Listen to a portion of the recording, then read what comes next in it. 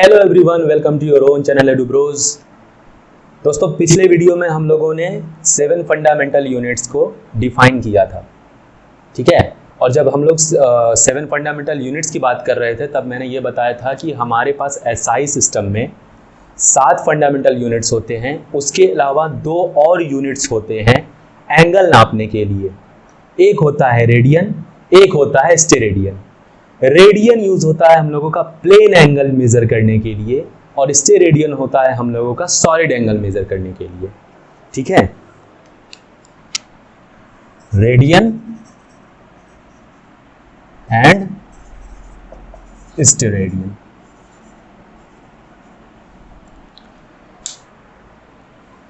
Radian हम लोगों का यूज होता है प्लेन एंगल मेजर करने के लिए और स्टेरेडियन सॉलिड एंगल मेजर करने के लिए, ठीक है। तो रेडियन और स्टेरेडियन पे बात करने के पहले हम लोग बात करेंगे प्लेन के बारे में, सॉलिड के बारे में और एंगल के बारे में। फिर आएंगे कि कैसे हम लोग रेडियन को और कैसे हम लोग स्टेरेडियन को डिफाइन करते हैं, ठीक है। चलिए शुरू करते हैं। प्लेन, यहां पर बात हो रही है रेडियन के केस में प्लेन की। तो हम लोग प्लेन को कैसे डिफाइन करते हैं? प्लेन को हम लोग कैसे डिफाइन करते हैं? मैथमेटिक्स में प्लेन को डिफाइन करते हैं a flat 2 dimensional surface that x tends infinity, ठीक है। यहां पर 2 टर्म्स आते हैं। फ्लैट, प्लेन के केस में 2 टर्म्स हैं, फ्लैट एंड 2 डायमेंशनल। ये 2 टर्म। फ्लैट कैसा सरफेस होता है? कोई सरफेस फ्लैट कैसा होता है? जैसे ये बोर्ड एक फ्लैट सरफेस है, बोर्ड एक फ्लैट सरफेस है। 1 सेकेंड। ये शीट ऑफ पेपर, ये एक फ्लैट सरफेस है। शीट ऑफ पेपर जब मैंने ऐसे कर रखा है इसको, तब ये एक फ्लैट सरफेस है, ठीक है। फ्लैट कब नहीं होगा? ये जब मैं इसको मोड़ देता हूं तो अब ये फ्लैट नहीं रहा। तो प्लेन किसे कहते हैं? Flat 2 dimensional surface. ये एक 2 डायमेंशनल सरफेस है। 2 डायमेंशन में बात करेंगे हम लोग अभी।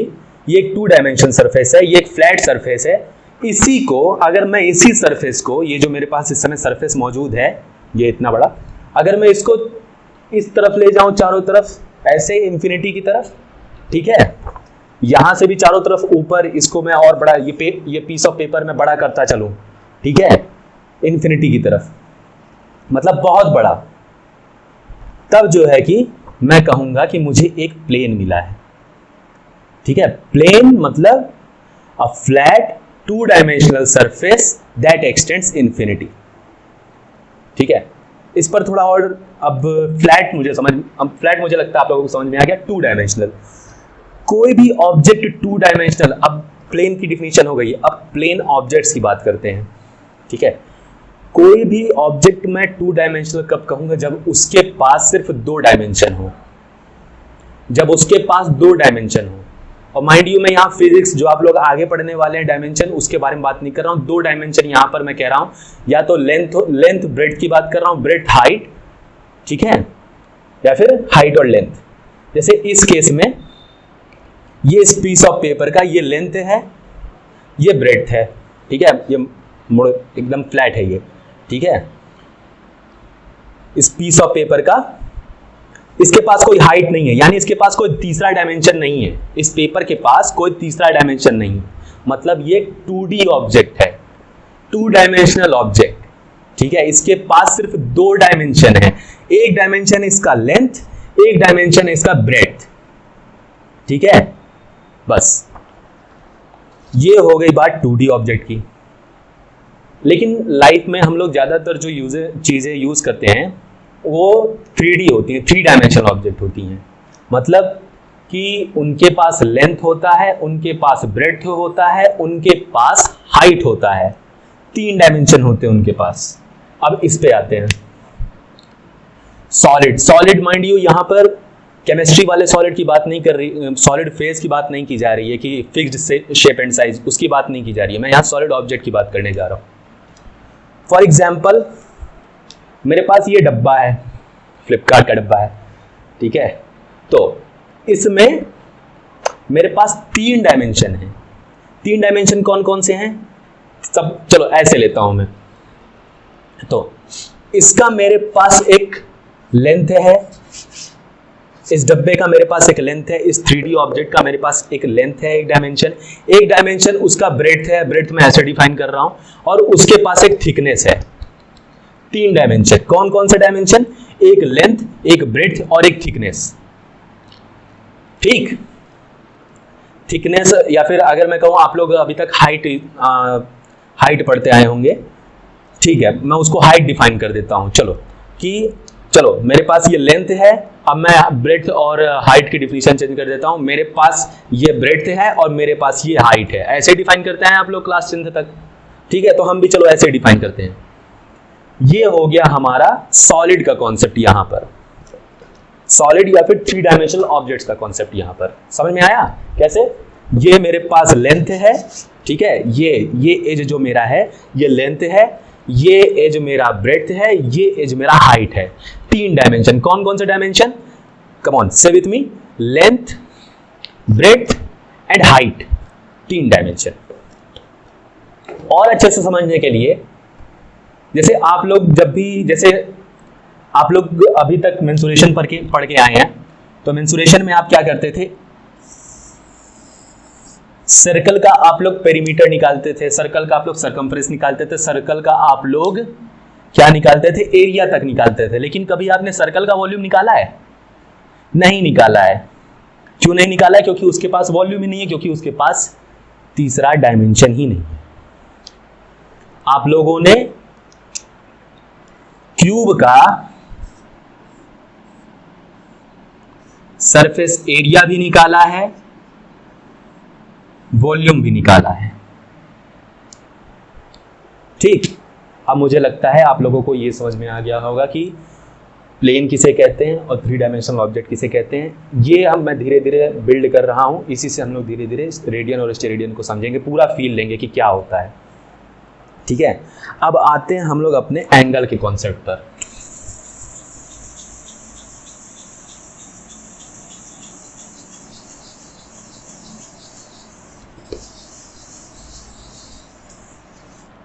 एंगल, जैसे हम लोग 2 ऑब्जेक्ट्स के बीच में कितनी दूरी है उसका हम लोगों का मेजर क्या आता था? लेंथ से आता था। 2 इवेंट के बीच में कितना डिले है, 2 इवेंट के बीच में, 2 घटनाओं के बीच में कितनी देरी है, उसका हम लोगों को पता चलता था टाइम से, ठीक है। और किसी भी ऑब्जेक्ट के अंदर कितना मैटर है उसका हमें पता चलता था मास से। तो एंगल से हम लोगों का किस चीज का पता चलता है? एंगल से हमें किस चीज का पता चलता है? 2 इवेंट के बीच में दूरी पता चल गई हम लोगों को, चलो उसको आता है हम लोगों का टाइम से, ठीक है। किसी भी ऑब्जेक्ट के अंदर कितना मैटर है उसका आइडिया हमें आता है उसके मास से। तो एंगल से हमें किस चीज का आइडिया आता है? एंगल से हमें आइडिया आता है रोटेशन का, ठीक है। Angle is a measure of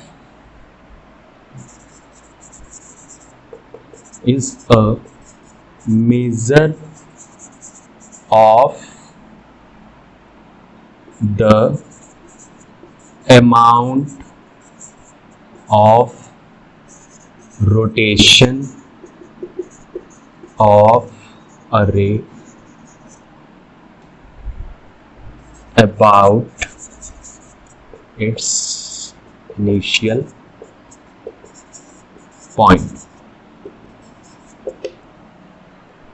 Angle is a measure of the amount of rotation of a ray about its initial point. रे आप लोगों ने पढ़ा है, 9th-10th में पढ़ा होगा। रे क्या होता है? रे लाइन का एक ऐसा सेक्शन होता है जिसके पास एक इनिशियल पॉइंट होता है। लाइन क्या होती है? लाइन ये दोनों तरफ जाती है, ठीक है। इस तरफ भी इन्फिनिटी की तरफ जा रही है, इस तरफ की भी इन्फिनिटी की तरफ जा रही है, इसका कोई और छोर नहीं है, ठीक है। लाइन सेगमेंट क्या होता है? सपोज ये जो लाइन जा रही है इसका मैं दो सेक्शन ले लेता हूं, ए और बी। इस लाइन सेगमेंट के पास दो पॉइंट होता है, एक होता है उसका इनिशियल पॉइंट, बी होता है उसका फाइनल पॉइंट। ठीक है, ये ए बी सेक्शन है लाइन का, तो ये लाइन सेगमेंट हो गया, इसका लेंथ फाइनाइट होता है। ठीक है, और रे क्या होती है? रे के पास, रे लाइन का ऐसा सेक्शन होता है, ऐसा पार्ट होता है लाइन का, रे लाइन का ऐसा पार्ट होता है जिसका एक इनिशियल पॉइंट होता है। इसको मैं यहां से मिटा देता हूं।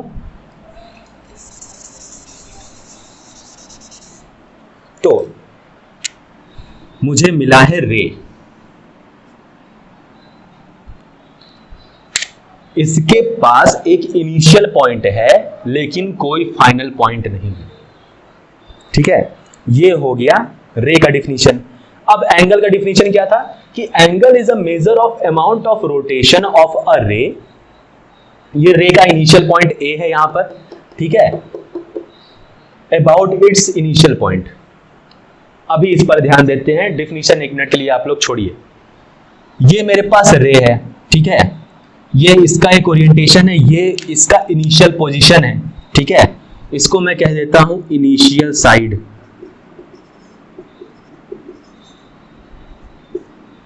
कि हम लोगों की जो ओरिजिनल रे थी वो ऐसे थी, हम लोगों की ओरिजिनल रे ऐसी थी, इस डायरेक्शन में जा रही थी। सपोज ये मेरे राइट जा रही है।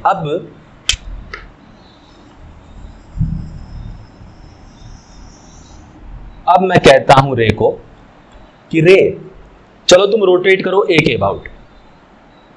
रोटेशन हम लोग और अच्छे से पढ़ेंगे, इसके बारे में अलग से पूरा चैप्टर है, लेकिन अब मैं बताता हूं कि अब मैं ए को कहता हूं कि चलो रे अब तुम अपने इनिशियल पॉइंट के अबाउट तुम रोटेट करो।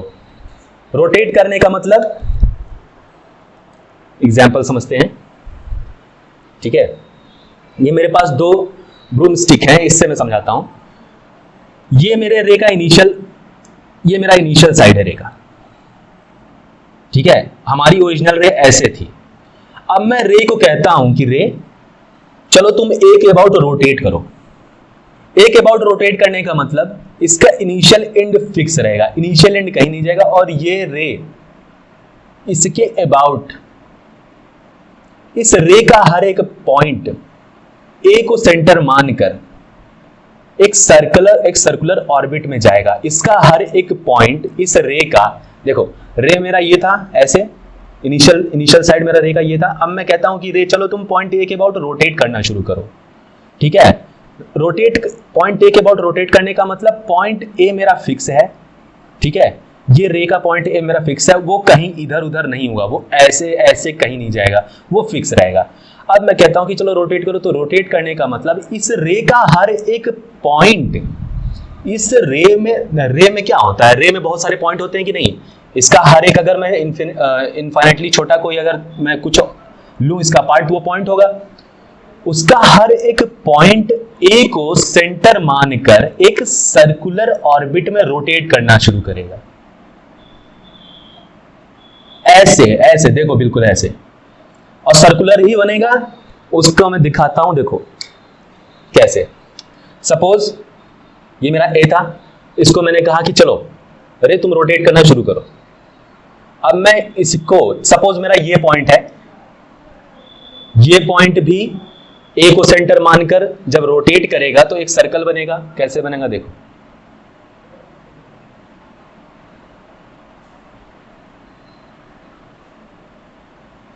ये बन रहा है ना धीरे धीरे सर्कल। इसी तरीके से हर एक पॉइंट के अबाउट अगर मैं जो है कि रखूं तो एक सर्कल बनेगा। अगर मैं यहां भी रखूं तब भी एक सर्कल बनेगा। बन रहा है ना सर्कल, दिख रहा है ना। तो रोटेट करने का ये मतलब हुआ, रोटेशन का मतलब हुआ कि किसी एक फिक्स्ड, जो इसका, जैसे ये इसका एक्सिस हुआ रे का, इसके अबाउट जब कोई मेरा रे रोटेट कर रहा है तो इस रे का हर एक पॉइंट, इस रे का हर एक पॉइंट ए को सेंटर मानकर एक सर्कुलर ऑर्बिट में जा रहा है, एक सर्कुलर ऑर्बिट में ट्रैवल कर रहा है, इसका हर एक पॉइंट। ठीक है, तो मैंने रे को कहा था कि रे चलो तुम रोटेट करो, रे रोटेट करना शुरू की। अब चलो रे यहां पहुंची और तो मैंने कहा रे को अब रुक, रे तुम रुक जाओ, जहां हो रुक जाओ, ठीक है। रे यहां पर आके रुक गई।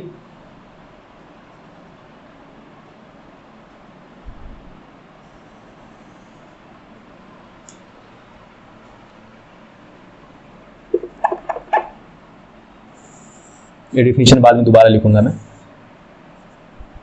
ठीक है। रे यहां पर आके रुक गई, ठीक है। तो अब ये साइड जो होगा, रे का अब जो नया साइड आया, इसको हम लोग कहते हैं टर्मिनल साइड। अब मैं जब ये डिफिनीशन दोबारा बोलूंगा तब आप लोगों को अच्छी तरीके समझ में आएगा कि angle is a measure of amount of rotation of a रे अबाउट इट्स इनिशियल पॉइंट। ये रे मेरी अपने इनिशियल पॉइंट के अबाउट रोटेट करना शुरू की, ठीक है। और कितना रोटेट की, इसका मेजर, इसका पता चलेगा हम लोगों को एंगल से, इसका पता चलेगा हम लोगों को एंगल से। रे का ये इनिशियल पॉइंट था, इसके अबाउट मैंने रे को कहा कि रे चलो तुम रोटेट करना शुरू करो। कितना रोटेट वो हुई, रे रोटेट कर चुकी है, कितना रोटेट वो हुई, इस बात का मेजरमेंट आएगा एंगल से, ठीक है। अब मुझे लगता है कि एंगल भी क्लियर हो चुका होगा जिन लोगों को नहीं समझ में आ रहा होगा तो, ठीक है। रोटेशन का ये कॉन्सेप्ट याद रखिएगा कि रोटेशन जब भी होता है तो उस, जैसे अगर ये रोटेट कर रही है तो इस रे के सभी पॉइंट अपने जिस पॉइंट के अबाउट रोटेट कर रही है उसको सेंटर मान के एक सर्कुलर ऑर्बिट में, एक सर्कुलर ऑर्बिट ट्रैवल करेंगे, एक सर्कुलर पाथ ट्रैवल करेगा हर एक पॉइंट। हर एक पॉइंट जब इसका मूव करेगा तो ये रे भी मूव कर जाएगी, ठीक है। अगर इस रे का हर एक पॉइंट मूव कर रहा है तो इसका मतलब रे भी मूव कर रही है, या फिर ऐसे कह सकते हैं अगर रे मूव कर रही है तो उसका हर एक पॉइंट भी मूव कर रहा है, ठीक है। तो ये हो गया हमारा एंगल का कॉन्सेप्ट, ठीक है। अब आते हैं हम लोग अपने रेडियन पे और स्टेरेडियन पे। रेडियन मैंने कहा कि प्लेन एंगल का जो मेजरमेंट होता है वो रेडियन में आता है और सॉलिड एंगल का मेजरमेंट आता है हम लोगों का स्टेरेडियन में। उसको भी एक मिनट के लिए एक बार देख लेते हैं कि प्लेन एंगल कहने का क्या मतलब है। जैसे मैंने कहा था कि ये प्लेन ऑब्जेक्ट है, ठीक है। इसमें अगर, और हाँ कोई ये भी कह सकता है कि सर आप तो रे के लिए बात कर रहे हैं लेकिन हम लोगों ने लाइन के लिए पढ़ा है, लाइन के लिए भी ये बिल्कुल चलेगा। लाइन के लिए आप क्या कर देंगे कि एक पॉइंट को फिक्स कर देंगे। जैसे अगर इसकी जगह मेरे पास रे की जगह एक लाइन होती और मैं कहता हूं कि ये लाइन अपने इस पॉइंट के अबाउट रोटेट कर रही है, ठीक है, तब भी कितना रोटेशन होगा उस बात का भी मेजर हम लोगों को एंगल से पता चलेगा। हम लोगों का मुद्दा यहां पर लाइन के रोटेशन और रे के रोटेशन को समझना नहीं, हम लोगों का यहां पर मुद्दा एंगल को समझना है, ठीक है। अब एंगल समझ लिया, अब हम लोग समझेंगे प्लेन एंगल को और सॉलिड एंगल को, रेडियन को और स्टेरेडियन को। ओके, तो हम लोगों ने क्या देखा अभी तक? हम लोगों ने एंगल को देख लिया है। अब हम लोग देखते हैं प्लेन एंगल को और सॉलिड एंगल को। प्लेन एंगल को कहने का मतलब कि जो हम लोगों का एंगल है, जो हम लोगों का रे है, वो सिर्फ एक ही प्लेन में रोटेट कर रहा है, ठीक है। प्लेन एंगल कहने का मतलब कि जो हम लोगों का रे है,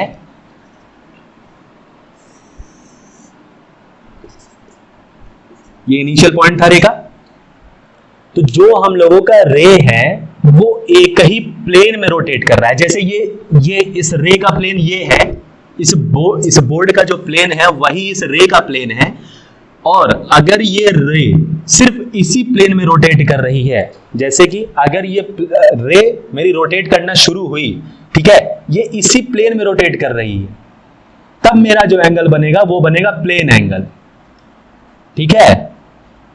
एक ही प्लेन में रोटेट करने का मतलब जैसे मेरा एंगल, मेरा रे, अगर चलो सपोज ये मेरा रे का इनिशियल साइड इस बोर्ड के प्लेन में था और मेरा रे डिसाइड किया कि मैं ऐसे रोटेट करूंगा, अभी भी ये एक ही प्लेन में है। ये दोनों, वो प्लेन कौन सा है? वो प्लेन ऐसे बनेगा, लेकिन अलग अलग जब प्लेन में आ जाएगा, जैसे मेरा रे स्टार्ट करना, रोटेट करना स्टार्ट किया, पहले वो इस प्लेन में गया, ठीक, फिर वो इस प्लेन में ऐसे आ गया, फिर वो ऐसे आ गया सामने आपकी तरफ, फिर ऐसे आ गया इस तरफ। तो ये क्या कर रहा है कि रे हम लोगों का अलग अलग प्लेन में जा रहा है। जैसे मेरे पास ये जो पीस ऑफ पेपर है, ठीक है, इसका एक प्लेन है, इसमें मैं सपोज एक लाइन ड्रॉ करता हूं, इसमें मैं एक लाइन ड्रॉ करता हूं, ठीक है, और इसमें मैं एक और लाइन ड्रॉ करता हूं। तो ये दोनों जो लाइन है मेरे, सपोज ये ए बी है और ये सी डी है, तो ए बी और सी डी एक ही प्लेन में है, ठीक है। लेकिन सपोज ए बी मैंने यहां ड्रॉ किया, ठीक, और मैं हाँ सुनो, ए बी मैंने यहां ड्रॉ किया, सी डी यहां पर ड्रॉ किया। अब मैं इस प्लेन को चाहे जैसे घुमाऊं, ऐसे घुमा दूं, ऐसे घुमा दूं, नीचे कर दूं, ठीक है, यहां आपसे दूर कर दूं, अपनी तरफ कर लूं, लेकिन अभी भी इन दोनों का प्लेन सेम है। ये दोनों लाइन एक ही प्लेन में है, अभी इस पेपर के प्लेन में है अभी ये दोनों लाइन। समझ में आ रहा है मैं क्या कह रहा हूं? ये दोनों लाइन ए बी मैंने एक ही प्लेन में ड्रॉ किए हैं। ये दोनों लाइन सेगमेंट ए बी और सी डी मैंने एक ही प्लेन में ड्रॉ किए हैं। सपोज मैंने अपना ए बी ड्रॉ किया इसमें, सी डी इसमें, और एक प्लेन मेरे पास ये भी है जो यहां से, ये सपोज ये इस बोर्ड के प्लेन में जा रहा है और एक प्लेन यहां आ रहा है, ठीक है। अब मैं यहां पर एक दूसरा लाइन ड्रॉ कर देता हूं, suppose this is E F. तो अब मेरा ये ई एफ लाइन सेगमेंट अलग प्लेन में है ए बी से और सी डी से। ए बी सी डी एक प्लेन में है और ई एफ मेरा अलग प्लेन में है, ठीक है। क्यों है? क्योंकि ये प्लेन का ओरिएंटेशन, ये प्लेन दूसरा है। अगर मैं इसको ऐसे कर दूं, इसको फैला दूं दोनों को, तो अब ये तीनों लाइन सेगमेंट एक ही प्लेन में आ गए। लेकिन मैंने क्या किया, मैंने इस फ्लैट सरफेस को अलग प्लेन बना दिया। कैसे बना दिया? इससे थोड़ा सा इसको मैंने रोटेट कर दिया। सपोज इसको मैंने इस प्लेन में फिक्स कर दिया, अब मैं इसको रोटेट कर दिया, तो क्या हुआ कि ए बी और सी डी एक प्लेन में है, अभी भी है, लेकिन ई एफ इन दोनों से अलग प्लेन में है, ठीक है। अगर मैं इस पेज को ऐसे मोड़ दूं,